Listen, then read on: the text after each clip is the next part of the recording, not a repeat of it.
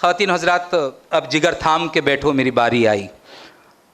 जहाँ जहाँ मिल्लत का दर्दमंद दिल रखने वाले लोग हैं, ख़ास तौर से नौजवान जो कुछ करना चाहते हैं, वो असलम परवेज़ साहब की शख्सियत से बखूबी वाकिफ़ हैं।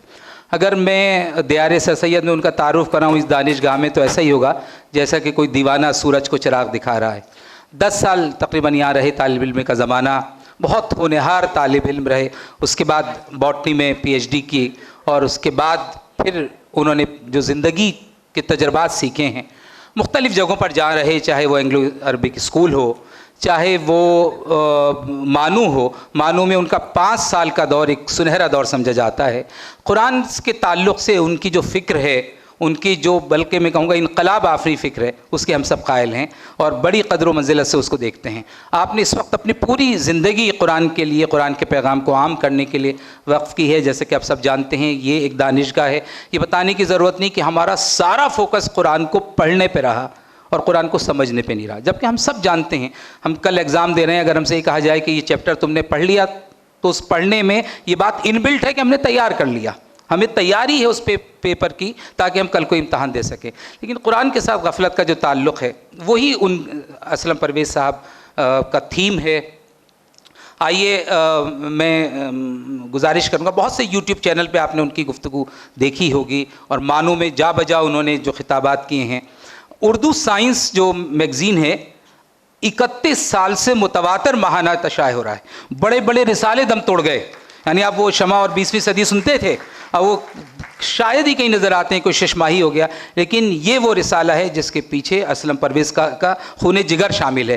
तो 31 साल से किसी उर्दू रिसाले का मुतवातिर शाये होना अपने आप में किसी मोज़े से कम नहीं। तालियां बजाकर एक बार इस्तकबाल कीजिए इसका, और ज़िंदा कीजिए अपनी उर्दू रिसालों को, उर्दू अखबारात को। उनको ख़रीदिए, उनके ख़रीदार बनिए, दूसरों को तोहफे में दीजिए, ताकि ये चीज़ें जो आज हो रही है हमारे विरसा बाकी रहे।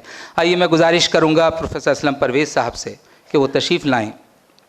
चश्मे खूं ज़िल्लत इज़हार की मोहताज नहीं, ये कहानी किसी किरदार की मोहताज नहीं।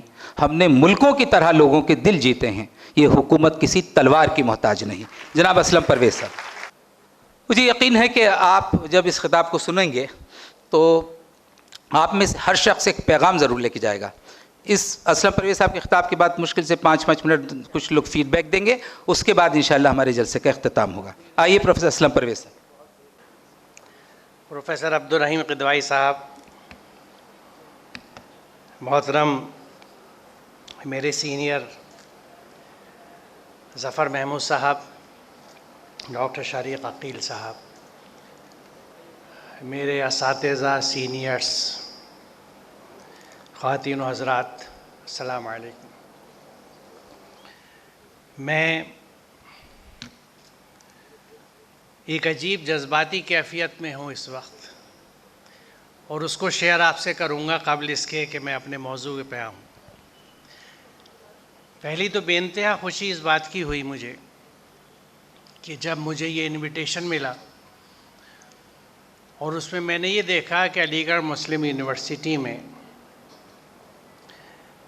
जो शोबा क़िदवाई साहब के सरपरस्ती में, यानी जिसका बीज लगाया गया, वो एक कुरान कॉन्फ्रेंस कर रहा है।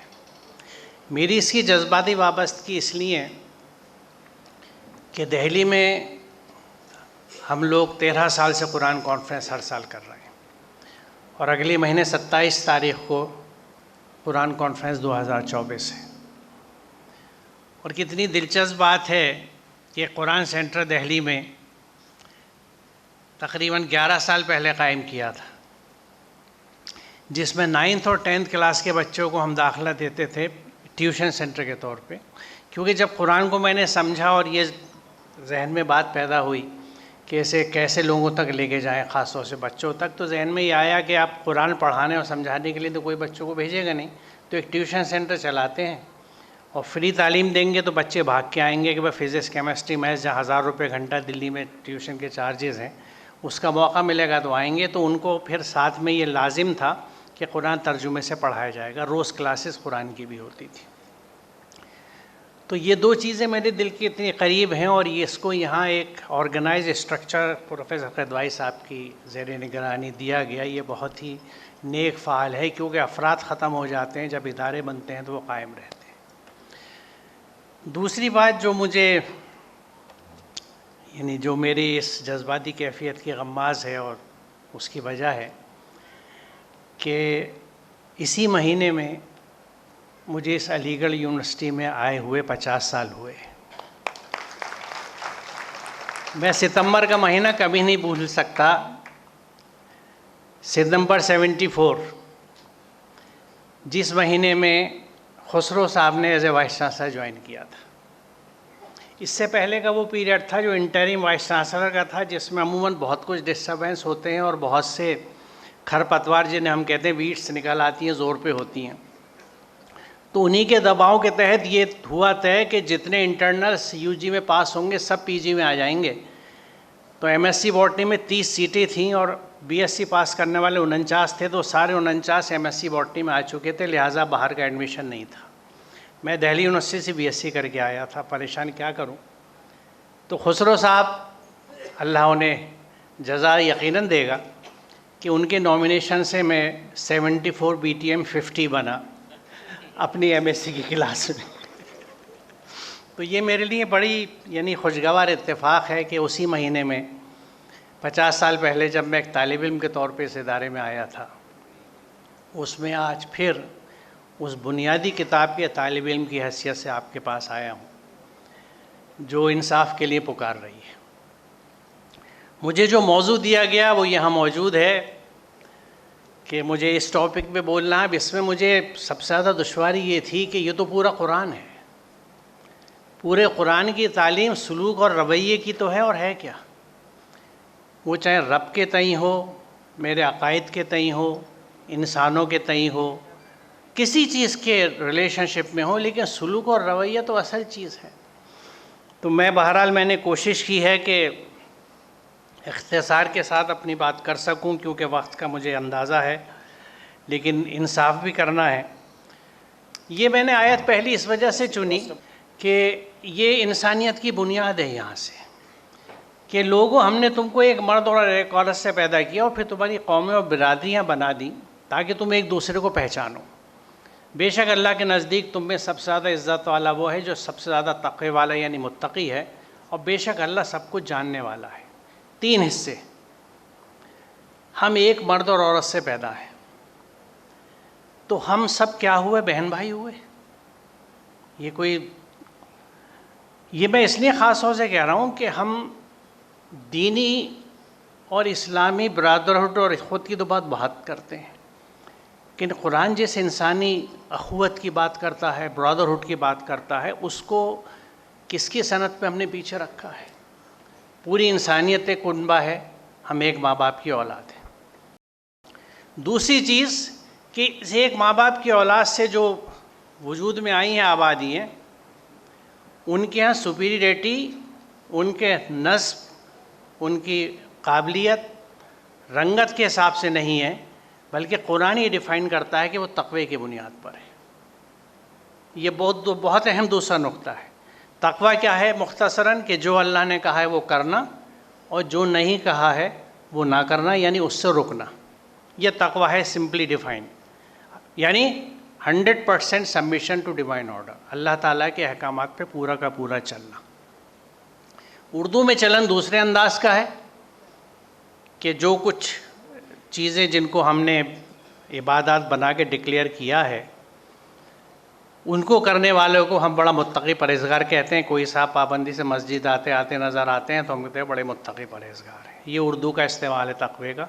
अरबी का तक़वा ये कहता है। यहाँ मैं एक चीज़ पहले अर्ज़ कर दूँ कि ये बातें जब मैं कहता हूँ तो इसमें सौम, सलात, हज या इन चीज़ों से, इनकी अहमियत से इनकार मुझे क़तन नहीं है। ये यकीनन फ़र्ज़ हैं और पूरे खुशू हुज़ूर एहतमाम के साथ होनी चाहिए, लेकिन इनको महज़ इबादत डिक्लेयर करने में मेरे साथ प्रॉब्लम है। कुरान का हर हुक्म फ़र्ज़ है और उस पर अमल करना इबादत है। अगर अब्द की आप देख लीजिए, यहाँ तो आप लोग मौजूद हैं, मैं आपको क्या बताऊँ कि रूट मैटर से देख लीजिए ऐन बेदाल में क्या मतलब है। तो हर हुक्म पे अमल करना इबादत है। अगर मैं अच्छा बोल रहा हूँ तो मैं एक इबादत कर रहा हूँ। और तीसरी बात कि अल्लाह ताला हर चीज़ से वाकिफ़ है। मैंने 3 नुकात इसमें बताए थे। अब पहले मैंने रवैया लिखा है कि ईमान के तय हमारा रवैया। ये मैंने आयत इसलिए चुनी क्योंकि ये इसने मुझे स्ट्राइक किया था कि या अय्युहल्लज़ीना आमनू आमिनू। आप देख रहे हैं एड्रेस किया जा रहा है उन लोगों को जो कहते हैं कि हम ईमान ले आए, और फिर अल्लाह उनसे क्या कहता है कि ईमान ले आओ। जैसे हम कहते हैं ना बोलचाल में कि अच्छा देख लिया, देख लो, यानी ठीक से देखा नहीं है, देख लो, कर लो, तो ईमान ले आओ अल्लाह पर, उसके रसूल पर और किताब पर जो उसने उस रसूल पर नाजिल की, और उस किताब पर जो अल्लाह ने उससे पहले नाजिल की। और जिसने कुफ्र किया अल्लाह का, उसके मलाइका का और उसकी किताबों का और उसके रसूलों का और आखिरी दिन का, तो वो भटक कर बहुत दूर चला गया। यानी 5 बुनियादी फेथ कह लीजिए, अरकान कह लीजिए, अज्जा कह लीजिए ईमान के, जो कुरान हमें बताता है। यही तरतीब एक जगह और हमें भी मिलती है।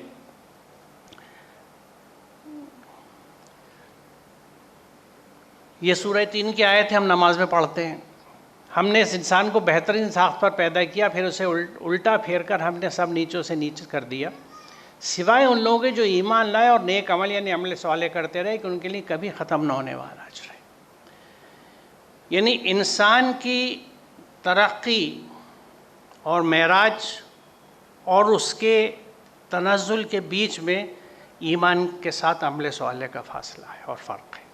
इल्लल्लज़ीना आमनू व अमिलुस सालिहात, जो लोग ईमान लाए और अमल सालेह करते रहे, जो इस रास्ते पे चलते रहे, उनके लिए मेराज है। वरना असफला साफिलिन, they will be the worst of the worst. जो अगर ईमान, क्योंकि देखिए ईमान जो है वो एक ज़बानी चीज़ है, या अक़ीदा है, फेथ है, एक बिलीफ सिस्टम है। अमल उसका मज़हर है। मैं जो कहता हूँ वो मैं हूँ, ये मैं समझता हूँ, लेकिन दर हकीकत जो मैं करता हूँ वो बताता है मैं क्या हूँ। I hope I am clear कि मेरे आमाल अगर मुसलमानों जैसे हैं तो मैं मुस्लिम हूँ, मेरे आमाल अगर मुशरिकाना हो, काफिरों जैसे हों, मुनाफिकाना हो, फासिकाना हो, तो मैं अपने आप को मुसलमान समझता रहूँ, कहता भी रहूँ, क्लेम भी करता रहूँ, ढोल भी पीटता रहूँ, लेकिन ऑन रिकॉर्ड में नहीं होऊंगा। तो ईमान के साथ अमल साले कुरान में ज़्यादातर जगहों पे दिखता है, या तक़वा का ज़िक्र दिखता है। अमल साले को समझने के लिए हम ज़िद्दैन के उसूल पे चलते हैं और फ़साद को समझते हैं। मादा यानी मैं उर्दू में बोलूँगा फ़े सीन दाल, फ़साद व शैयो के मानी है किसी चीज़ का मुज़महिल हो जाना, यानी थक जाना, कमज़ोर हो जाना, उसका अपनी असली हालत पर बाकी ना रहना। इसलिए लहमुन फासिदुन उस गोश्त को कहते हैं जो सड़ गया हो, गल गया हो, ख़राब हो गया हो, काबिल इस्तेमाल ना रहा हो। फ़साद दर हकीकत सलाह की ज़िद है। सलाह के मानी है हालात का मुस्तकीम व मतवाज़िन हो रहना, लिहाजा फ़साद के मानी है तवाज़ुन का बिगड़ जाना, यानी हर तरह की इनइक्वालिटी, डिसबैलेंस जो है उसको कहते हैं। और इसमें जो आखिरी लाइन आप देखेंगे कि ये all types of imbalances, inequality, chaos, corruption, disorder, injustice comes under the meaning of फ़साद। तो फ़साद की जो चीज़ें हैं उनको दुरुस्त करने वाली कौम मुस्लिहीन होगी, और वो अमल सालेह होगा। हर दौर के फ़साद अलग होते हैं, हर दौर का अमल सालेह अलग होता है, लेकिन कौम मुस्लिहीन जो है उसका ये ज़िम्मा है कि जिस दौर में पैदा हुई है, जिस वक्त में रहती है, उस वक्त के फ़सादों को एड्रेस करे और उसको दूर करने की कोशिश करे।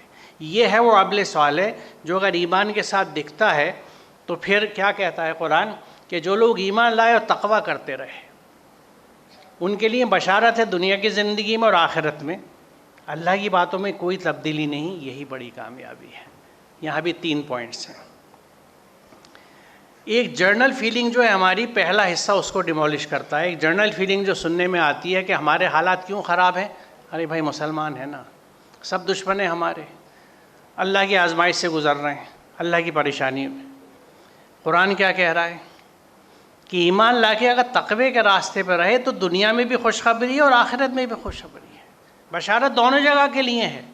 शर्त क्या है कि तक़वा का रास्ता ईमान लाने के बाद, यानी 100% सबमिशन, अल्लाह के अहकामात की 100% इत्तिबा, यानी मुस्लिम बन जाना, अब वो कैसे होगी जब मैंने तो कुरान ही समझ के नहीं पढ़ा। मुझे नाजरा कुरान पढ़ाया गया था, अल्फाज की पहचान करा दी गई, मैं अदायगी कर लेता हूँ, तजवीद भी सीख ली, क़िरात भी सीख ली, लेकिन मुझे ये नहीं पता कि इसमें लिखा हुआ क्या है, मैं कह क्या रहा हूँ। और ये सिलसिले सदियों से चले आ रहे हैं और अक्रॉस द ग्लोब मैं कहूँगा, क्योंकि मैं जहाँ जहाँ गया, सफ़र किया, वहाँ पे मुझे मुसलमानों की यही कैफियत दी कि गौर व फिक्र और तफक्कुर तदब्बुर बहुत कम। जबकि देखिए बात बहुत अहम है, सूरह स्वाद की आयत नंबर 29 आप देखिए, स्वाद 29, कि ये बाबरकत किताब हमने नाजिल की है ताकि लोग इसकी आयत पर गौर व फिक्र करें और अक्लमंद से सबक लें। यानी कुरान अपना मकसद नुज़ूल क्या बताता है कि लोग इसकी आयत पर गौर व फिक्र करें, और बात लोगों की है, मुसलमानों की नहीं है। Whoever reads the Quran must ponder upon its verses, see what it says, और अक्लमंद से सबक लें, क्योंकि ज़ाहिर है जैसे अकल होगी, क्योंकि it addresses the reason, logic की बात है कुरान में, इलॉजिकल बातें नहीं हैं, दलाइल के साथ हैं चीज़ें, और हक़ है। हक़ क्या होता है? जो ख़ुद ज़ाहिर हो जाए, अपना सबूत वो ख़ुद ज़ाहिर होकर दे देता है। अगर आप चाय के कप में नमक घोलेंगे तो यह ख़ुद ज़ाहिर हो जाएगा कि आपने कड़वाहट घोली है, शक्कर घोलेंगे तो यह ज़ाहिर हो जाएगा। यानी आप ऐसी सिचुएशन में हैं कि बहुत बारीक पिसा हुआ नमक और बारीक चीनी दो बर्तनों में रखी हुई है, पता नहीं इसमें क्या है, एक चीज़ घोल ली तो हक़ ज़ाहिर हो गया कि कड़वा है तो नमक है, दूसरी चीज़ घोली तो हक़ ज़ाहिर हो गया कि मीठा है तो शक्कर होगी। तो यह है हक़, और कुरान हक़ है। यानी जो कुरान पे अमल करता है उसके अखलाक, किरदार, मामला से ज़ाहिर हो जाता है कि ये मुसलमान बनने की कोशिश कर रहा है या मुसलमान हो गया है। और जो इससे हट के नाम के तहत जीता है कि मोहम्मद असलम परवेज़ नाम है, मुसलमान हूँ, तो उसके अमल और कारकर्दगी बता देगी उन लोगों को जो जानते हैं। यहाँ भी मसला वही है कि जो जानता हो, अगर जो जैसे आज की हालत है कि इस्लाम को पहचाना जाता है मुसलमानों के तौर से, तो अब उससे जो पूरा ओपिनियन है पूरी दुनिया का, वो आज हमारे सामने है, क्योंकि हमने इस्लाम को जिस शक्ल में सामने रखा अपने अखलाक, मामलात और किरदार से, उससे लोगों ने इसको ऐसे ही समझा, ऐसे ही पढ़ा और ऐसे ही फिर रिएक्ट करते हैं इसके तहत। दूसरी अहम बात इसमें यह है कि अल्लाह के इस हुक्म में कोई तब्दीली नहीं है।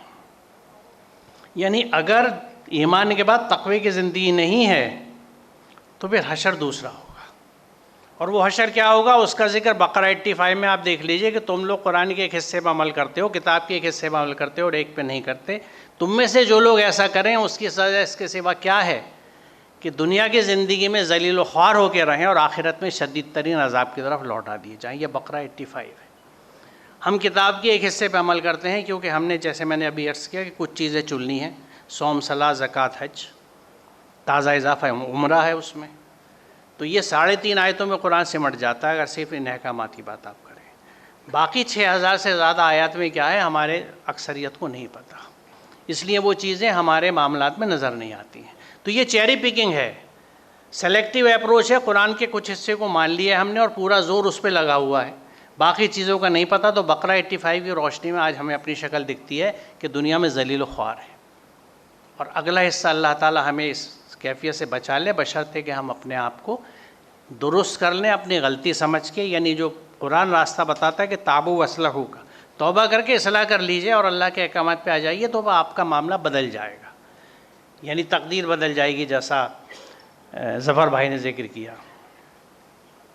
अब इंसानों के तय रवैया, मैंने अहम चीज़ें ली हैं वक्त के नुक़्ता नज़र से। इंसानों के तय रवैया में पहला बहुत बड़ा हुक्म कुरान का है, लक़द कर्रमना बनी आदम, हमने बनी तकरीम के लिए पैदा किया है। यानी मैं मुसलमान हूँ तो मुझ पर बाइंडिंग है कि I must respect every human being, हर इंसान की इज़्ज़त मुझ पर लाजिम है, क्योंकि ये कुरान कहता है। अच्छा, इज़्ज़त जब हम करते हैं तो शख्स की नहीं, शख्सियत की करते हैं। उसकी लाइक्स और डिसलाइक्स की भी इज़्ज़त की जाती है, उसकी पसंद नापसंद की भी इज़्ज़त होती है, उसके अकायद की, उसकी फ़िक्र की, हर चीज़ की इज़्ज़त की जाती है। इज़्ज़त करना, तकरीम करना और अमल करना दो अलग चीज़ है, इत्तिबा करना अलग चीज़ है, उस जैसा बनना अलग चीज़ है। सब चीज़ें अलग अलग, इनको हम मिला नहीं सकते। वो ड्यू रेस्पेक्ट उसकी होगी, मैं भले ही उस पर अमल करूँ ना करूँ, क्योंकि अगर मैं मुत्तफ़िक़ नहीं करूँगा, लेकिन उसका ये मतलब नहीं है कि मैं उससे लड़ूंगा, उसको बेइज्जत करूँगा, ये कहूँगा कि तुम बातिल हो, मैं सच्चा हूँ, तुम्हारी सोच, तुम्हारा तरीक़ा गलत है, मेरा सही है। कुरान कहीं इजाज़त नहीं देता।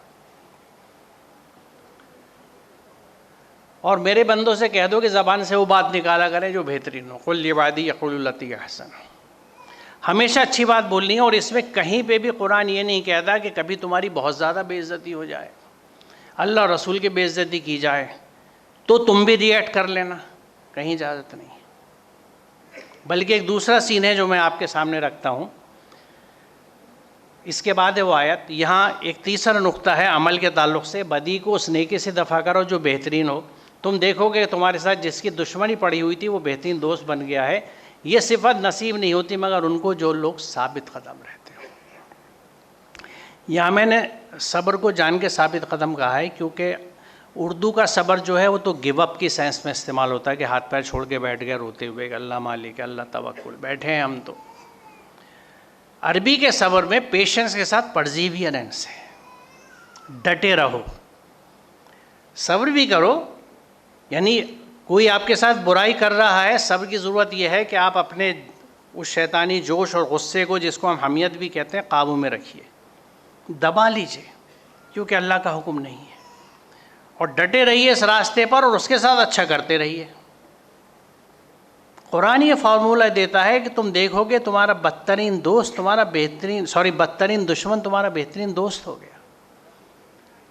अब अगर हम कुरान को मानते हैं तो इस पर अमल क्यों नहीं करते? झगड़े की कैफियत ही पैदा नहीं होगी। हर इंसान की इज्जत कर रहे हैं, ज़बान से कभी कोई बुरी बात नहीं निकाल रहे, किसी बुराई का जवाब बुराई से नहीं दे रहा है। मैं अगर आगे न बढ़ूँ, इन्हीं तीन नुकात पर रुक जाऊँ, तो आप इमेजिन कीजिए what type of world we will create, क्या समाज वजूद में आएगा। और फिर आगे देखिए 2 आयतें, ये लोग अल्लाह के सिवा जिनको पुकारते हैं उन्हें गालियाँ न दो, बुरा मत कहो। अगर ये तुम्हारे खुदा पे यकीन नहीं रखते तो तुम इनके खुदाओं को बुरा मत कहो। यानी मुझ पे ये बाइंडिंग है कि मैं बुरा नहीं कहूँगा, उनके जो भी अकायद हैं, जो भी उनके खुदा हैं, बल्कि इंसान की रेस्पेक्ट है तो मैं उनके खुदाओं की, उनके अकीदे की भी रेस्पेक्ट करूँगा। आई एम नोबडी, मैं उसे पसंद नहीं करता इसलिए अपनाता नहीं, लेकिन किसी दूसरे की पसंद को, उसके अकीदे को, उसके फेथ को, उसके बिलीफ को मैं रिजेक्ट करने वाला तो हूँ, लेकिन मैं उसको बुरा कहने वाला नहीं हूँ। तो वो तकरीम का माहौल जो है वो चलेगा। तो देखिए हमें ये कहा जा रहा है कि उनके खुदाओं को बुरा ना कहो, लेकिन वो अगर बुरा कह रहे हैं तो हमें क्या सिखा रहा है कुरान?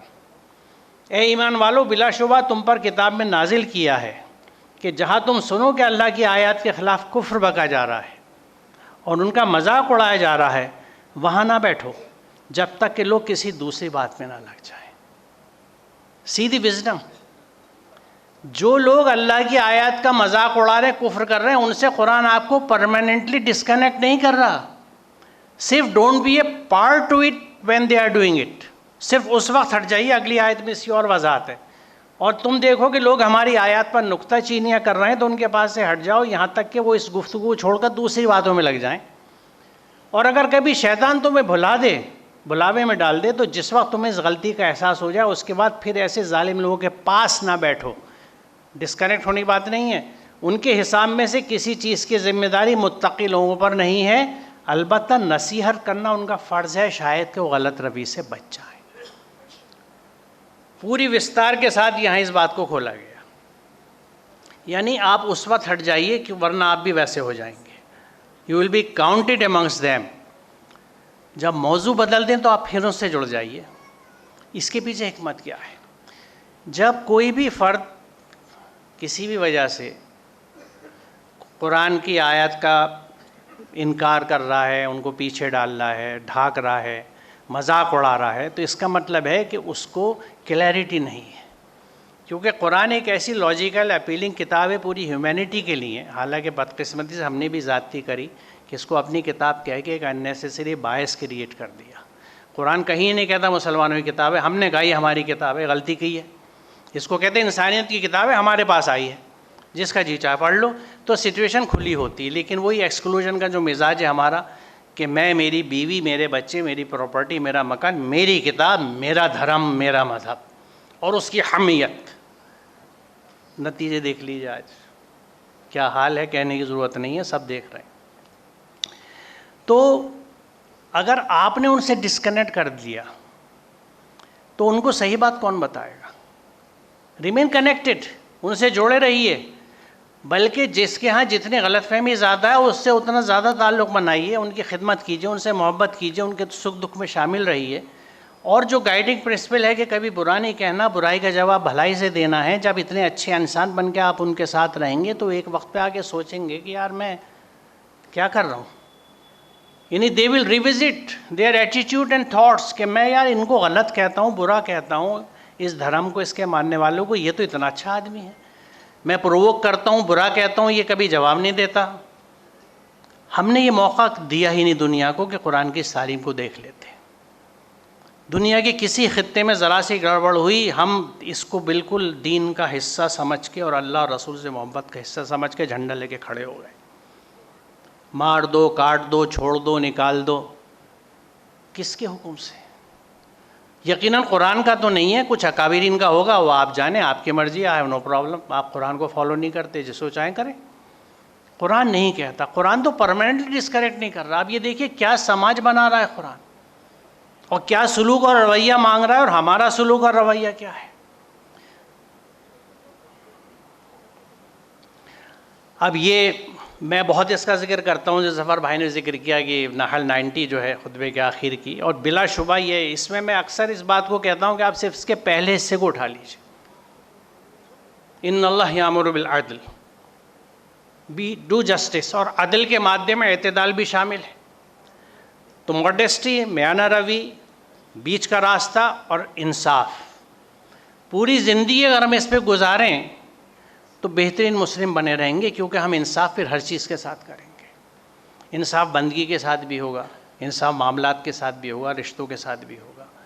तो इंसाफ का मामला, और उसके बाद उससे बढ़ के एहसान का मामला, हर एक के साथ अच्छा करना, अपने साथ भी अच्छा करना, और पास वालों को देना।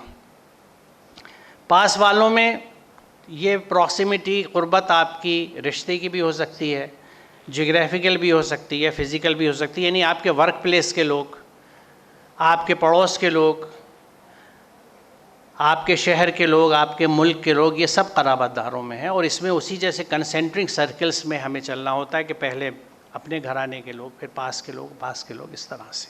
लेकिन इन सब के साथ हमें इंसाफ भी करना है और एहसान भी करना है। एहसान एक इतनी बड़ी इबादत है कि हम उसका तसव्वुर नहीं कर सकते। बात की जो चीज़ें हैं मना करने की है कि बेहयाई से, बल्कि ये जो लफ्ज़ फ़हश का है, इसमें हम बेहयाई तर्जुमा करते हैं, लेकिन हर बुराई फ़हश में आती है, उसमें बेहयाई भी शामिल है। नाशाइस्ता काम, एनीथिंग कंट्री टू रीज़न, दलील और अक़ल के ख़िलाफ़ जो चीज़ें हैं, और बगावत, मना करता है। अब इसमें देख लीजिए कि कुरान इन 3 चीज़ों से मना कर रहा है और इन 3 चीज़ों का हुक्म दे रहा है। ये 3 चीज़ें मना की जा रही हैं, ये हमारे यहाँ पाई जाती हैं, और इन 3 चीज़ों का हुक्म दिया गया है, बहुत कम पाई जाती है। तो इससे कुरान से हमारा रिश्ता जो है पता लगता है कि क्या रिलेशनशिप्स हैं हमारे बीच में। ए ईमान वालों, इंसाफ कायम करने वाले बनो, अल्लाह की खातिर गवाही देने वाले, चाहे वो गवाही तुम्हारे अपने ख़िलाफ़ पड़ती हो या वालिदैन और करीबी रिश्तेदारों के ख़िलाफ़। वो शख्स जिसके ख़िलाफ़ गवाही देने का हुक्म दिया जा रहा है, चाहे वो अमीर हो या गरीब, अल्लाह दोनों किस्म के लोगों का तुमसे ज़्यादा खैर ख्वाह है। लिहाजा ऐसी नफसानी ख्वाहिश के पीछे ना चलना जो तुम्हें इंसाफ करने से रोकती हो। और अगर तुम तोड़ मरोड़ करोगे, यानी गलत गवाही दोगे या सच्चे की गवाही देने से पहलू बचाओगे, तो याद रखना अल्लाह तुम्हारे कामों से पूरी तरह बाखबर है। इतनी तफसील से ये आयत है इंसाफ के बारे में, गवाही के बारे में। गवाही चाहे मेरे ख़िलाफ़, मेरे घर के ख़िलाफ़ पड़ती हो। ये अमीर गरीब की बात इसलिए कही क्योंकि अक्सर ये चीज़ें मैंने भी अपनी ज़िंदगी में फ़ेस की हैं, एडमिनिस्ट्रेशन में जब रहा है, आपने भी फ़ेस की होंगी। अरे साहब ये तो बहुत गरीब आदमी है, इसी के दम से चूल्हा जल रहा है, इसकी कहीं रिपोर्ट ऐसी चली गई, इसकी CR ऐसी चली गई और नौकरी से ये चला गया, तो ये तो घर का चूल्हा बंद हो जाएगा। अब मैं सोचता हूँ अल्लाह क्या कह रहा है कि अल्लाह बेहतर जानने वाला है। और दूसरी बात मुझे ये सोचना चाहिए कि मैं इसका राज़िक़ नहीं हूँ। मैं अगर किसी पोजीशन पे बैठा हूँ और कुछ मेरे अंडर एम्प्लॉइज़ काम कर रहे हैं, तो मैं उनका राज़िक़ नहीं समझूँ अपने आप को। रिज़्क़ तो वो देता है, अपने उसूलों से देता है।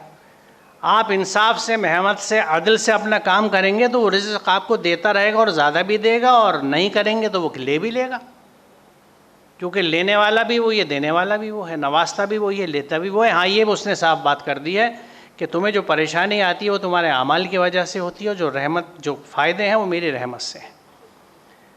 तो मेरी हरकतें अगर ख़राब हैं, मैंने जॉब पाली, परमानेंट जॉब पाली, लेकिन मुस्तकिल हराम खोरी कर रहा हूँ, और कहीं पे कोई इत्तेफाक से कोई एडमिनिस्ट्रेटर ऐसा आ गया जो बातें पकड़ता है और सिफारिश कबूल नहीं करता, तो वो आपकी फ़ाइल बना के मेमो दे के प्रोसीजर के हिसाब से आपको बाहर का रास्ता दिखा देगा।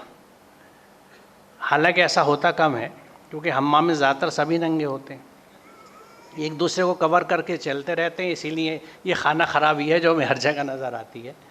तो ये बहुत अहम आयत है, क्योंकि गवाही के मामले में अक्सर ज़िंदगी में होता है, भाई तुमने देखा था, तुम्हारे सामने हुआ था, अब आप सोचे मैं किसके बारे में क्या कह रहा हूँ। खाला पे बात आ रही है, अम्मा जान पे बात आ रही है, अब्बा पे बात आ रही है, ख़ानदान में होता है। नहीं नहीं नहीं भाई नहीं, मुझे नहीं पता, यह बात घुमा दी इधर उधर, घुमा दी, छोड़ गए, पहलू तही कर ली, अवॉइड किया। अल्लाह ताला हर चीज़ को जानता और पकड़ है इस बात की।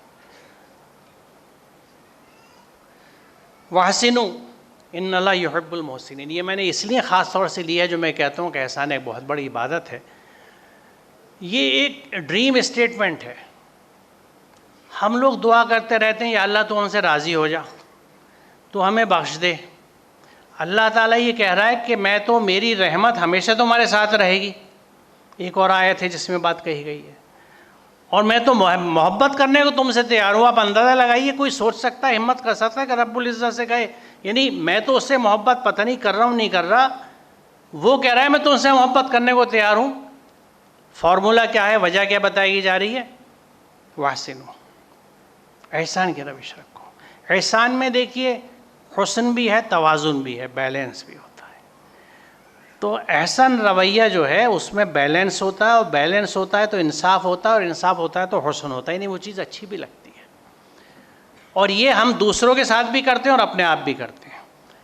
अपने आप, अपने ऊपर एहसान क्या होता है कि अगर मैं जस्टिस करूं अल्लाह की नेमतों का, कि जो जिस्म मुझे दिया गया है मैं उसका ख्याल रख रहा हूँ। ख्याल से मुराद ही नहीं है कि जिम जाके कितना बना रहा हूँ उसे, या ब्यूटी पार्लर में जाके कितना सजा रहा हूँ, मैं कितना उसको फंक्शनल रखे हुए हूँ। और किसी भी मशीन को फंक्शनल रखने के लिए उससे काम करना ज़रूरी होता है। तो मैं अगर जिसम से काम कर रहा हूँ तो उसकी दी हुई नेमतों का अमलन शुक्र अदा कर रहा हूँ। ज़बानी शुक्र की हैसियत कुछ नहीं है। हमारी टेंडेंसी होती है कि मैं कम से कम काम करूं, दूसरे लोग मेरा काम करें, चाहे वो मेरे मुलाजिम हो, चाहे मेरे सबऑर्डिनेट्स हो। इसका सबूत तो मैं अपने सिस्टम में देखता ही हूँ कि जब लोड डिस्ट्रीब्यूशन होता है टीचिंग का, तो असिस्टेंट प्रोफेसर को कितने, एसोसिएट को कितने, प्रोफेसर को कितने पीरियड, कौन किस वक्त आ रहा है, कौन किस वक्त जा रहा है, वो पूरी एक सिस्टम है जो हमारे यहाँ बहरहाल बना हुआ है। तो एहसान जो लोग करते हैं अल्लाह उनसे मोहब्बत करता है। और अल्लाह की बंदगी करो, उसी के साथ शरीक ना बनाओ। इसकी थोड़ी सी वजाहत भी करूँगा। माँ बाप के साथ अच्छा सलूक करो, ये नहीं, एहसान की कैटेगरीज कुरान डिफ़ाइन कर रहा है। माँ बाप के साथ, क़राबतदारों के साथ, यतीमों के साथ, मिस्किनों के साथ एहसान करो, क़राबत वाले पड़ोसी से और अजनबी पड़ोसी से, यानी नेबर इज़ नेबर, चाहे वो आपका रिश्तेदार हो या अजनबी हो। यानी क़राबतदारी अगर आपकी फ़ेथ में भी नहीं है, फ़िक्र में भी नहीं है, वो आपके मज़हब का नहीं है, गैर मुस्लिम है, तो भी वो पड़ोसी है, उसके पूरे वही हुकूक़ हैं। यानी वहाँ पे अनिल कुमार रहता है तो उसके भी वही हुकूक़ हैं जो मोहम्मद असलम के होंगे, क्योंकि पड़ोसी है आपका। और पास बैठने वाले से और मुसाफिर से, और जो तुम्हारी मिल्कियत में हो, जो सबऑर्डिनेट्स हैं, जो उनसे भी एहसान करो। तफसील से हर कैटेगरी का अहाता किया गया है। इसकी अहमियत इसीलिए किया गया है। अब माल के तय रवैया, बेशक अल्लाह किसी ऐसे शख्स को पसंद नहीं करता जो इतराने वाला हो, अपनी बड़ाई पर फ़ख्र करने वाला हो। यह अमूमन हस्ब नस्ब की वजह से या माल की वजह से इतराहट होती है। कपड़ों में कलफ होता है, अमूमन सफ़ेद रंग के होते हैं। और ऐसे लोगों को भी अल्लाह को पसंद नहीं है जो कंजूसी करते हैं और दूसरों को भी कंजूसी की हिदायत करते हैं, और जो कुछ अल्लाह ने अपने फजल से उन्हें दिया है उसे छुपाते हैं। ऐसे काफिर लोगों के लिए हमने रुस्वा को नज़ाब तैयार कर रखा है। यानी माल मिले तो उस पर इतराना नहीं है, और अगर हो तो उसको इस तरह नहीं छुपाना कि बिल्कुल कंजूस बन जाए, बखील बच जाए, उस पर सांप की तरह चढ़ के बैठ जाएँ। कि ना किसी को देंगे, छोड़ के मरेंगे, और दूसरों को भी मोटिवेट करें। मैंने अपने कारोबारी तबके में अक्सर ये देखा है कि ख़ास तौर से उनसे किसी कार्य खैर के लिए कुछ पैसे लेने आप जाएं, भाई आजकल ज़रा हाथ तंग है, मंदा चल रहा है, फिर कुछ दिन बाद इंशाल्लाह देखूंगा कुछ कर सकता हूँ। तो ये जो अल्लाह की नेमत उनके पास आई हुई है, ये उसका कुफरान कर रहे हैं, उसको ढाक रहे हैं कि अगर मैं खर्च कर दूंगा तो कम हो जाएगी। तो ये अप्रोच अगर माल के साथ है तो यकीनन ख़तरनाक है। जो लोग अपने माल अल्लाह की राह में खर्च करते हैं, अब अल्लाह की राह क्या है? हर वो काम जिससे किसी का फ़ायदा होता है वो अल्लाह की राह है, क्योंकि वो रब यही करता है हर एक के लिए, क्योंकि वो रब है, निज़ाम रबूबियत है, उसका नर्चरर है। हर तरह की नशोनुमा, बढ़वार, जिस रास्ते से जिसके पास जो बढ़वार पहुंचती है, नशोनुमा पहुंचती है, वो अल्लाह का रास्ता है।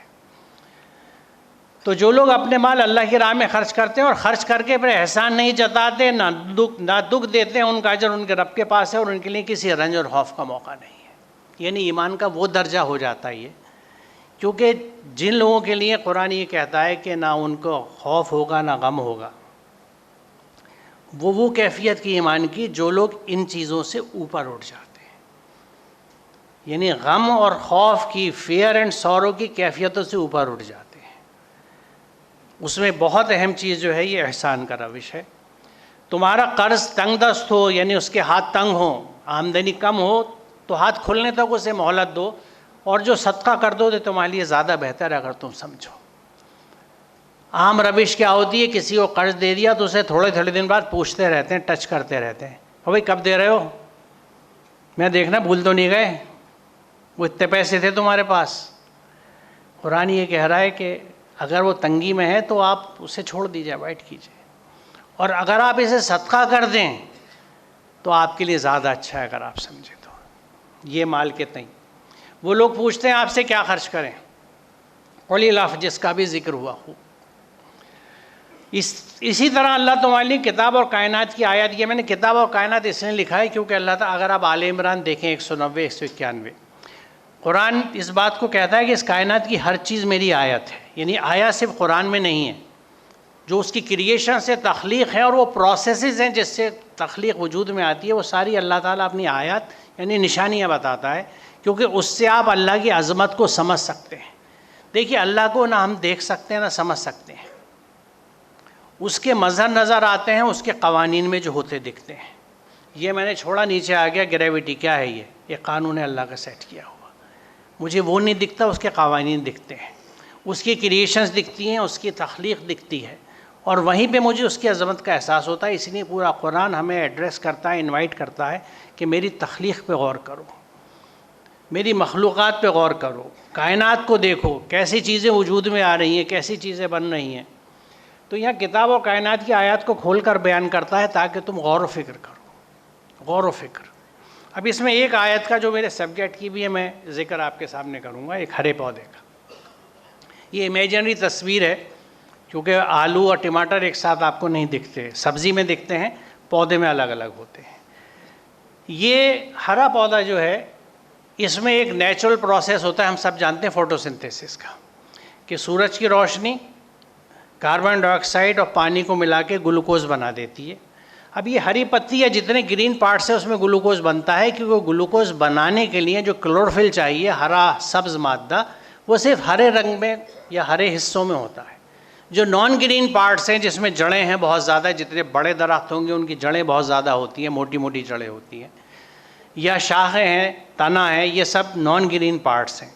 तो ये हरी पत्ती जो ग्रीन है, जिसमें क्लोरोफिल है, इसमें जब फोटोसिंथेसिस होती है और ग्लूकोज बनता है, तो ये पत्ती सबसे पहले उस ग्लूकोज साथ क्या करती है, फ़ौरन उसे ट्रांसपोर्ट कर देती है उन हिस्सों में जहाँ शक्कर नहीं बन रही, इन नॉन ग्रीन पार्ट्स में।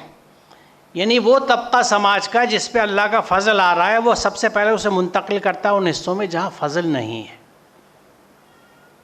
आप नोट करें, और इसके पीछे लॉ है जिसको हम लॉ ऑफ डिफ्यूजन कहते हैं, कि everything moves from a region of high concentration to a region of low concentration, और from a region of high free energy to a region of low free energy.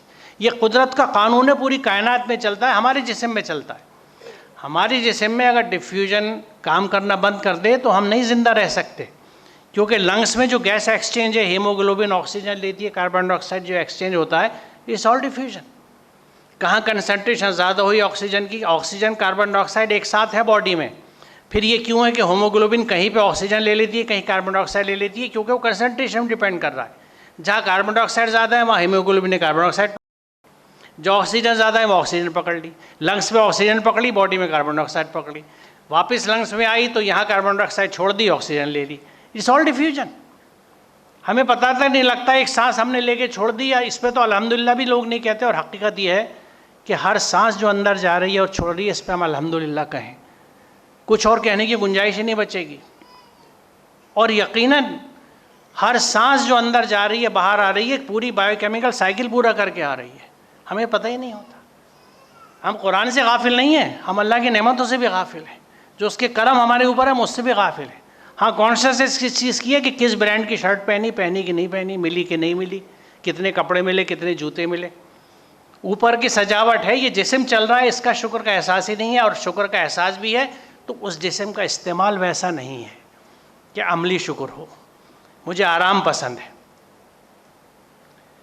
तो इसमें अहम बात यह है, देखिए कि जो समाज का प्रोडक्टिव पोर्शन है, और एक चीज़ और बता दूं आपको बहुत माजरत के साथ, क्योंकि थोड़ा सा ताल्लुक़ इसका ज़कात के कंसेप्ट से भी है, कि ये पत्ती 97.5% शक्कर बांट देती है, ग्लूकोज, और 2.5% इस्तेमाल करती है। आगे मैं नहीं कहूँगा। ये अल्लाह के बंदों की ज़कात है, और दूसरी ज़कात उनकी है जो अल्लाह के क़वानीन के अलावा क़वानीन तय करके अपने लिए उन पे चलते हैं। कुरान का हुक्म है क़ुलिल अफ़्व, whatever is surplus to you, तो उसमें कोई फ्यूचर इन्वेस्टमेंट नहीं आता, भले इस्लामिक बैंकिंग के इंस्ट्रूमेंट से हो। फिर इस सख्त कलामी के लिए माफ़ी चाहता हूँ मैं। वी बैंक अपॉन अल्लाह। आज मैं दूसरों पे खर्च कर रहा हूँ, कल दूसरे मुझ पे खर्च करेंगे, तो ज़रूरत आएगी। इतना खूबसूरत साइकिल है ये फ़्लो का, अगर हम इस पे अमल करके खड़े हैं। और यही ज़कात है। ज़कात 2.5% नहीं है, it's a community development fund. इसमें वक्त नहीं है अभी, लेकिन ज़कात पे एक सेमिनार कदीर साहब ने कराया था, ये शाहीन ग्रुप वाले, तो उसमें वो मेरी यूट्यूब चैनल पर है ज़कात के ऊपर, उसमें पूरी तफसील है कि ज़कात का, क्योंकि आज रिबा का सिस्टम चलता है, ज़कात का फेल है, क्योंकि ज़कात वालों ने उसको खड़ा नहीं किया, 2.5% पे रह गए और उसको खैरात बना के बांटते रहे। रिबा वालों ने पूरा सिस्टम, क्योंकि वो मनी लेंडर्स थे, उन्होंने पूरा सिस्टम अपना खड़ा कर लिया। आज भी वो कामयाब है, क्योंकि एक सिस्टमेटिक काम हो रहा है।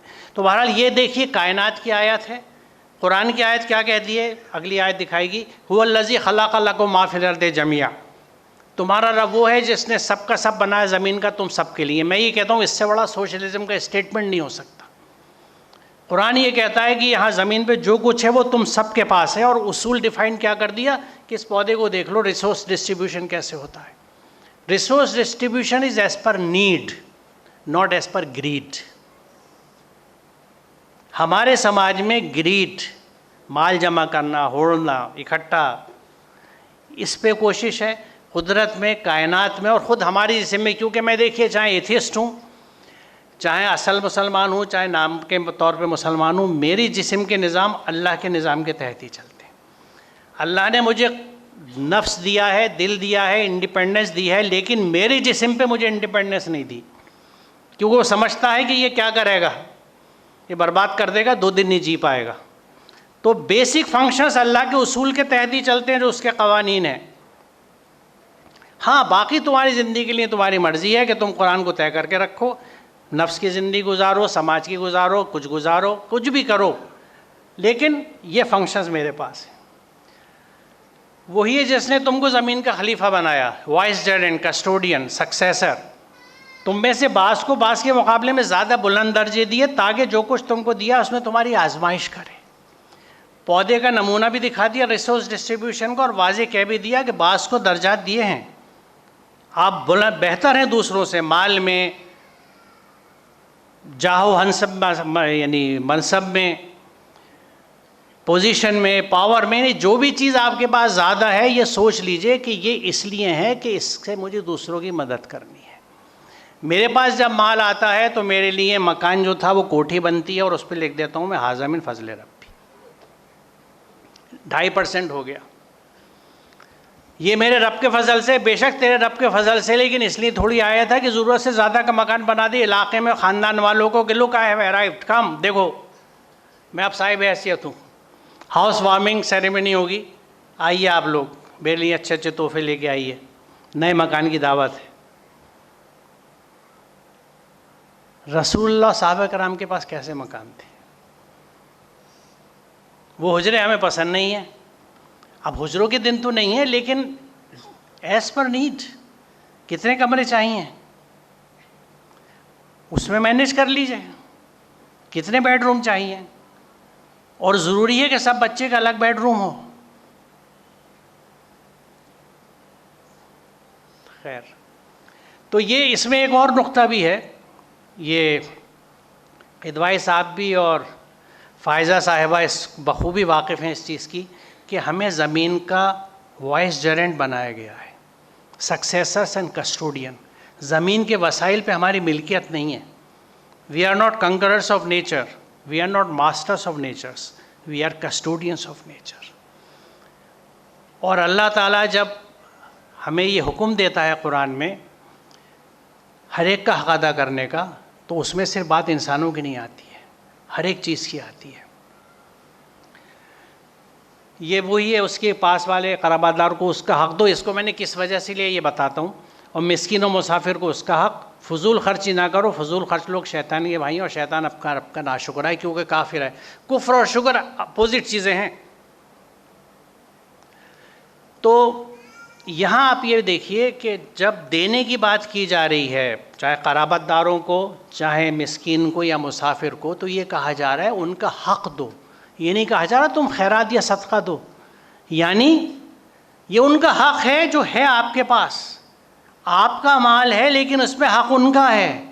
तो जब आप उन्हें हक़ दे रहे हैं तो उन पर एहसान नहीं कर रहे, बल्कि अपनी बंदगी का सबूत दे रहे हैं कि हक़ उनको पहुँचा रहे हैं, और नहीं पहुँचाते तो आप हक़ मार रहे हैं, जुल्म कर रहे हैं। अब इस हिसाब से देखिए अपने अमाउंट को, जो करोड़ों के बैंक बैलेंस हमारे हो जाते हैं।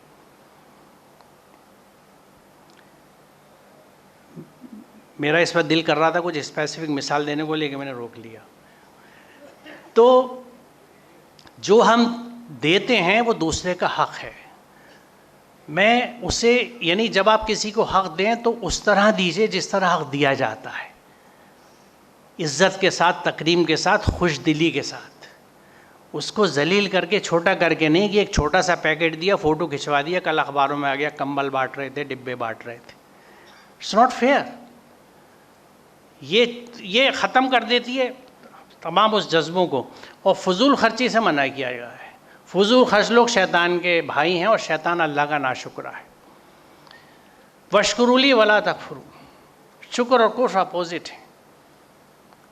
जब हम अमलन शुक्र नहीं करते तो हम मुँह से कभी नहीं कहते हम कुफ्र में हैं, लेकिन हम कुफ्र पे होते हैं।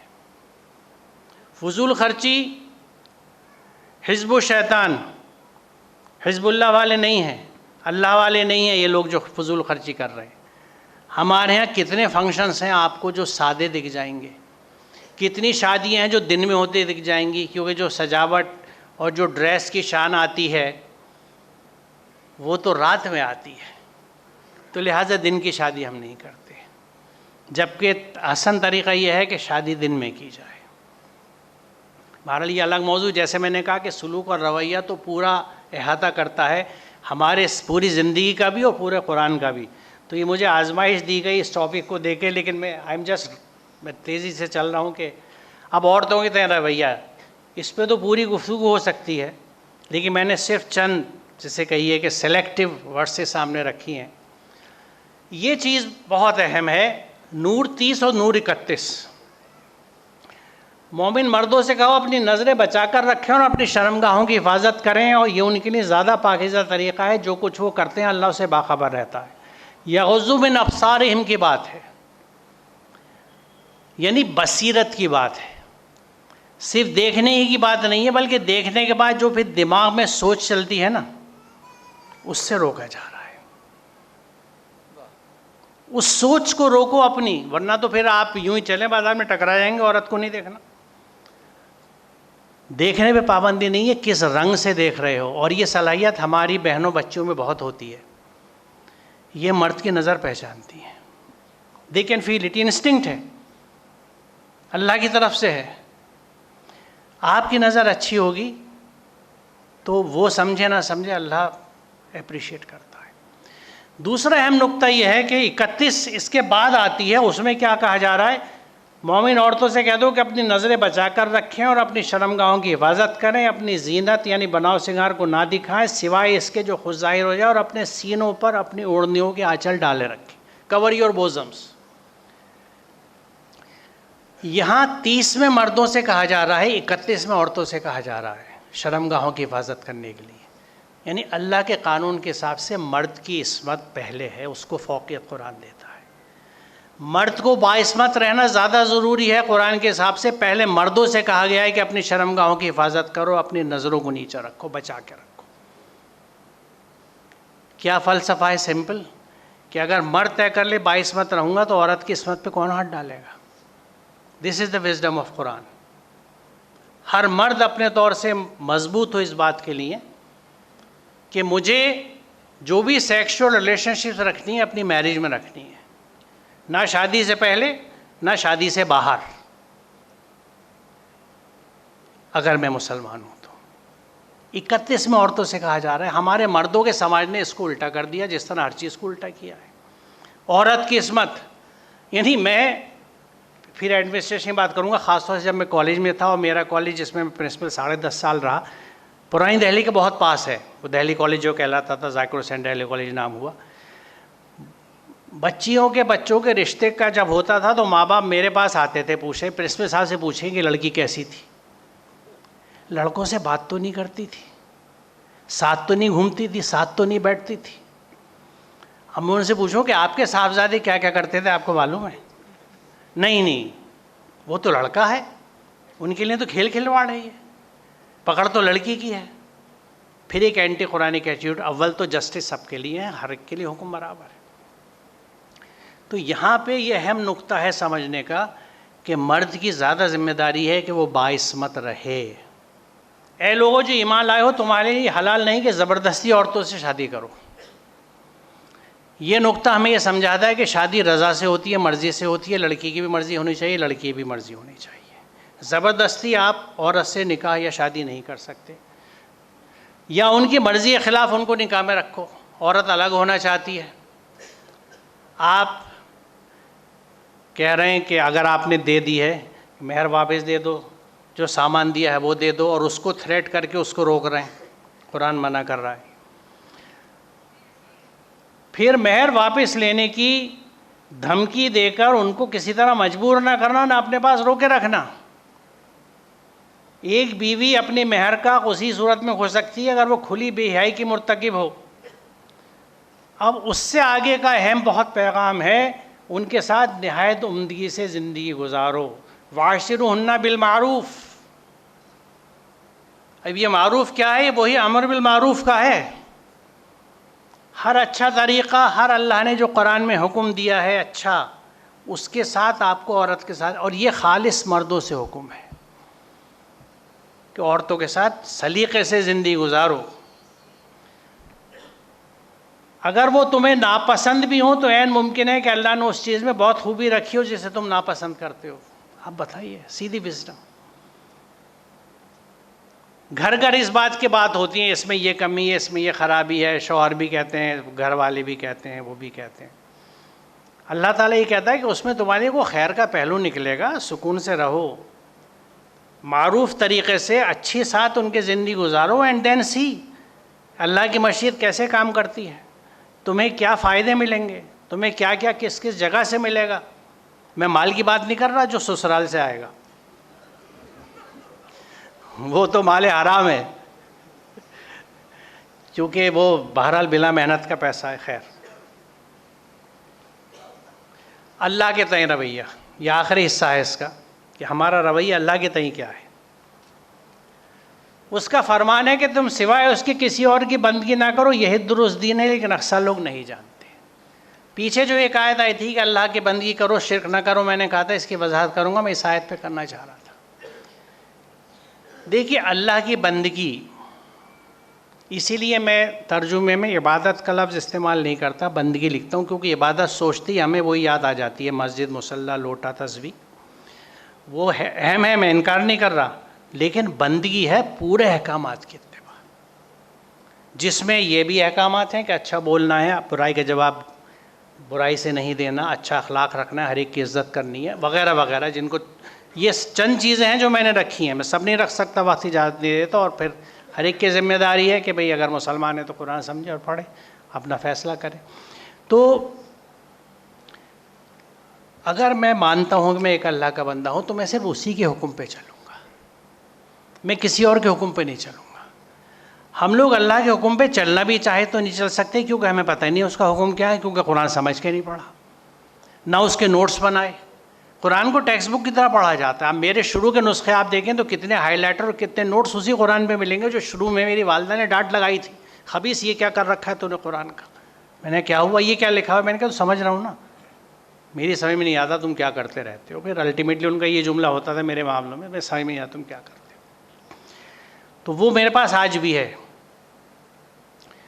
तो कुरान को टेक्स्ट बुक की तरह पढ़िए, उससे नोट्स बनाइए, रेफरेंसेस लिखिए, और सबसे अहम चीज़ ये है कि डूज़ एंड डोंट्स तैयार कीजिए।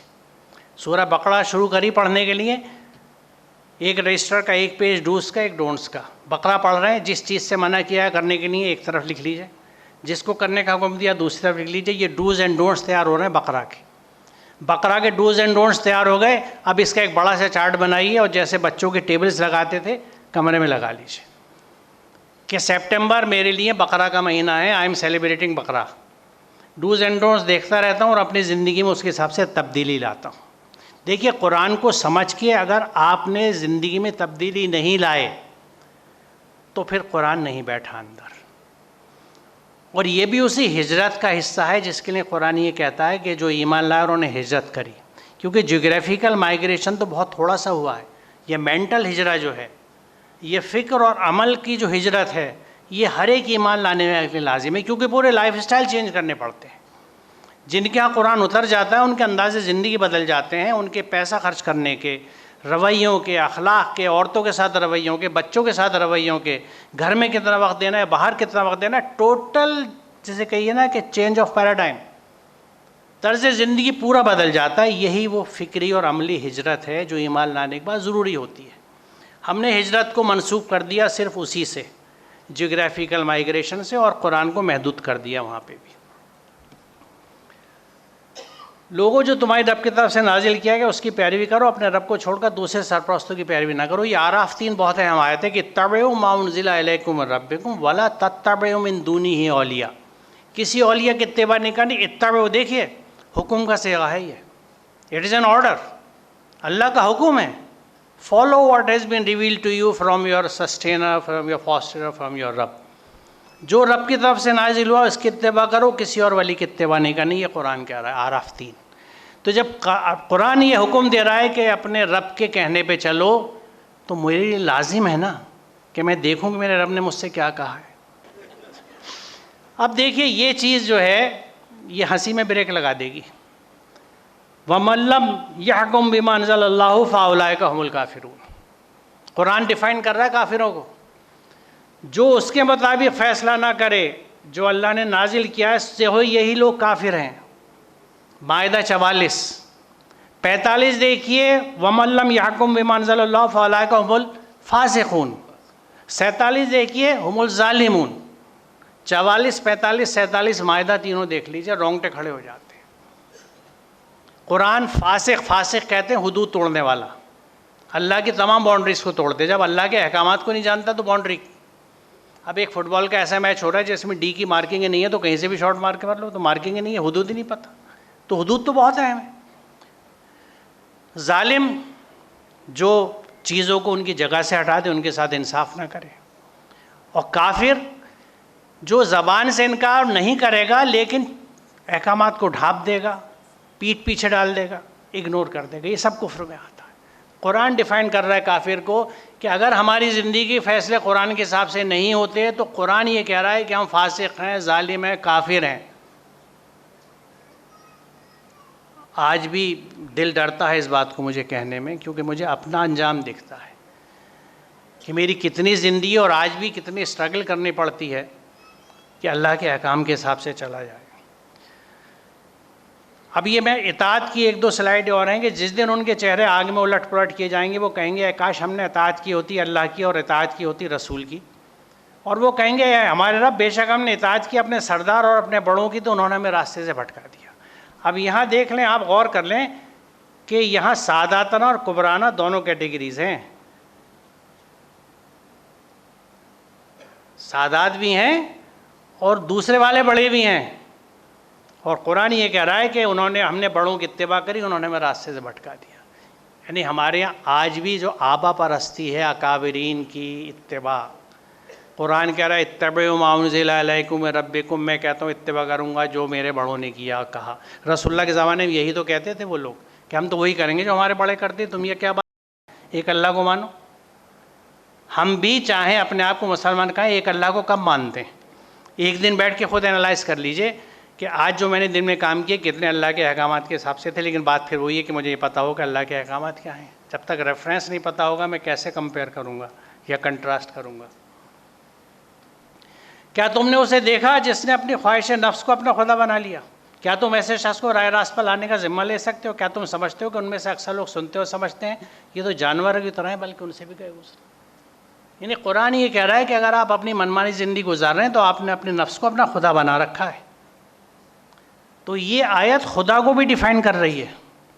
खुदा वो नहीं है जिसकी तस्बीह आप पढ़ रहे, खुदा वो है जिसको आप फॉलो करते हैं।